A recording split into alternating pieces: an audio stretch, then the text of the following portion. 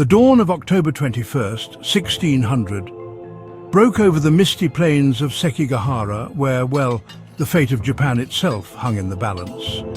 The land was divided between two great factions, the Eastern Army of Tokugawa Ieyasu and the Western Army loyal to Toyotomi Hideyoshi, the child heir of the late ruler Toyotomi Hideyoshi.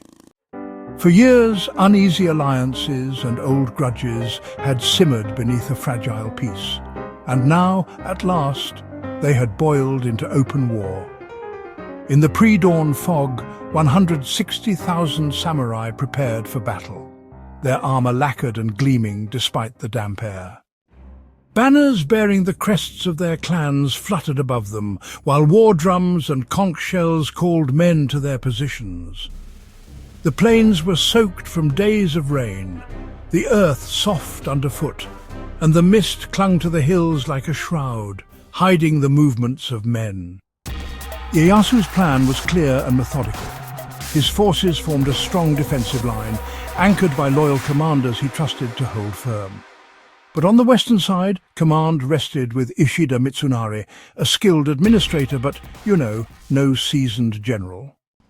Mitsunari relied on the loyalty of several powerful daimyo, yet loyalty in this battle was as shifting as the fog.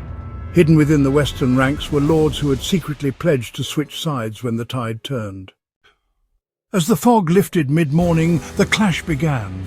Arrows whistled through the air, spears locked in brutal melee, and matchlock guns thundered in ragged volleys. Samurai charged and countercharged, their swords flashing in the grey light, the cries of the wounded mixing with the roar of battle. Ieyasu held his center steady, biding his time. Then as the battle raged, the betrayals began. One by one, key Western commanders turned their banners and struck at their former allies. Confusion spread through Mitsunari's ranks like wildfire. Units collapsed, their morale shattered not by enemy steel, but by treachery from within. By afternoon, the field was a chaos of fleeing men, broken banners and discarded weapons. Mitsunari's army was in full retreat, cut down as they fled toward the hills. The ground at Sekigahara was thick with mud and blood, the rain returning to wash over the fallen. Ieyasu stood victorious, the warlords of Japan bowing to him in the days that followed. With this single battle, he secured his path to becoming shogun, ushering in more than 2 centuries of Tokugawa rule, a time of peace, isolation, and rigid order.